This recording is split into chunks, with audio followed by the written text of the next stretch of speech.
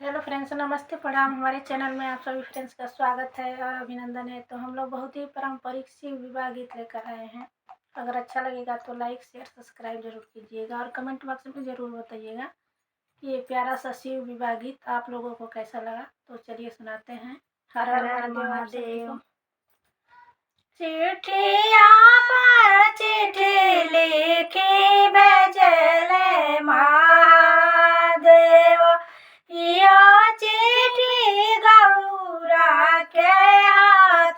चिट्ठिया पर चिट्ठी लिखी भेजले महादेव, यो चिट्ठी गौरा के हाथ। चिट्ठी